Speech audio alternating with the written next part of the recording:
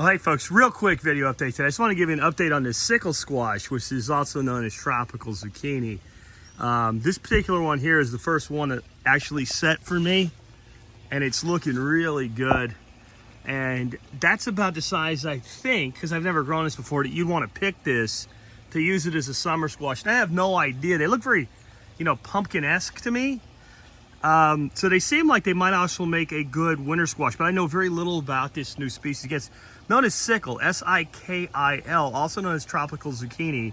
And I played hell to get a dozen seeds out of it this year. The few people that had it was sold out. So I've made a decision.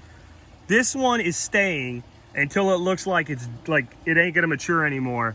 And that's gonna be a seed harvest from that one. And if it does make some sort of a winter squash, we'll try it that way, but that's gonna be my goal. I don't really have to sweat this, because even if the vine borers do come, and I have no idea how vine borers are gonna affect this plant yet, I've got a lot of them. There's another one here. It's not quite formed all its stripes yet, but you can see that's well formed. And this all just really came at once. All of a sudden they're everywhere. I had a lot of them not really form for me, where you get a squash and a little bitty squash, it turns kind of yellow and it never forms. Even though I was hand pollinating, they weren't forming. But now they're pretty much everywhere. Trombosino, no big surprise here, doing well. And a lot of times these, even when they're not pollinated, they will form a squash you can use. You just don't get any seed. You can see how this one doesn't have a bulb at the end. This is one that didn't pollinate, or pollinate well anyway, and it'll still give us a yield. That one, here's what I'm talking about. See, sometimes you get one like this, I'll get a knife and cut that out. I don't like to break these off. I like to cut them off, cut that stem with a knife. But you can see right here, I'll go ahead and bend this, and see that's never gonna turn into anything you wanna eat. So that's worm food. This one's doing well, so we got plenty of trombosino. I was gonna harvest this one and make zucchini noodles out of it, and it just looks like it might be one of those ones that if it doesn't fall off and get too big, it might end up turning into like the grand champion. I'm even thinking about maybe giving it a little bit of structural support against this vine, because I have had them fall before, like with wind or whatever. Because I have a sneaking suspicion this thing can get all the way to ground contact before it starts to turn orange. And that might end up being the biggest one of these I've ever grown. So I'm gonna let it keep going. When they're green like this, they're pretty flexible. It's easy to break them too.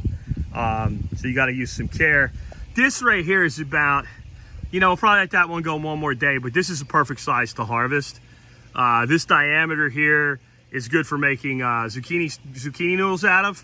And again, like a regular zucchini's full of seeds up here, this is all solid squash flesh. So I have a little hand cranked one. You just turn it like a pencil sharpener, and it does great with these. This has gone past where it'll fit in, and for the normal shoot of a food processor for making this, it's kind of done that too. So let's go ahead and make a winter squash out of this one. But the squash is banging. Everything's banging. I'm not going to do a full garden tour today. I'll just show you everything just keeps getting better. Mouse melons on, peppers going, tomatoes going, rat tail radish is going. Look at that zucchini right there.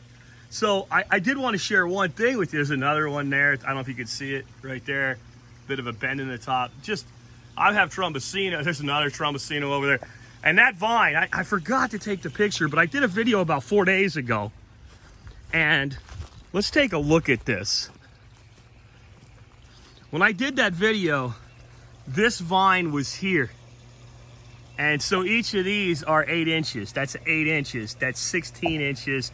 That's 20 inches. So in 5 days, this vine grew about 20 inches. And these trombosinos, when they're really healthy like this, they will start sending offshoot vines everywhere. And up till now, it's like it's eating the entire trellis. So what I've been doing is actually pruning off some of the vines. You can see that was probably a leaf there, but there's places where I've pruned off. Here's one here. So this is exactly what you got. So now you got a vine, and then this guy cruising, new vine. Another one of that's another malformed squash. That's not gonna form. Anyway, what I started realizing is I have other assets here.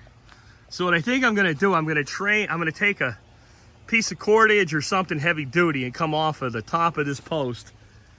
And I'm gonna tie it like over there on one of the limbs of this tree.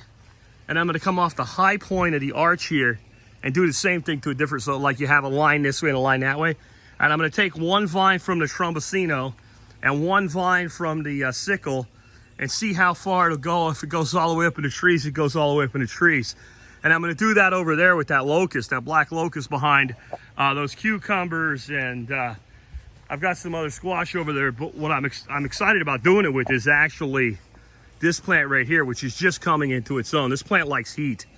And so it's just now coming to its own. But this is the python snake bean is what it's known as. Common name, it's actually a gourd. These are delicious. And as you can see, the tip of this vine now is here. It made up here, and I turned it back on itself. And I'm gonna put it up across these locusts all the way over to there if it'll go that far. And it should start sending out some supporting vines. Right now it's a single vine, so we'll see how it does. Mouse melons are everywhere. Somebody asked me, are they the same thing as cucamelons? Yes, they are. And what do you do with them? Are they edible? I don't spend a lot of time and a lot of effort growing things that aren't edible, so yes, they are. Let me look for one. I'm looking for a bigger one. They're really tiny. Here's one right here, right there. But they get bigger than that. They get about the size of an olive. And several people were saying, you know, they would look cool in a martini. I like the way you guys think, and there's a hack for that. And as I start doing it this year, here's one that's a little bit ill-formed. It's got like a little squash shape to it or something. But you can see the pattern they get. They look just like a little baby watermelon, about the size of an olive or a grape. And this vine, there's tons. This vine goes nuts. See, there's another one right there, another one right there. So they'll start coming. But what'll happen is you get like a couple handfuls a day. It's not really a meal. You can throw them in salads or whatever. But what I like to do, people are talking about picking them and all, they're fantastic lacto-fermented or whatever. But then you kind of need a lot at once. And unless you plant a lot of them, and I haven't planted that many, you're probably not going to get it. Here's one that's almost ready to pick. They're a little bit bigger than that. Let me get the other side where the light's better. Okay. There. That's what you're talking about. All you do, get a jar of olives. When you're done with the olives, save the brine. Don't make dirty martinis with at least one jar.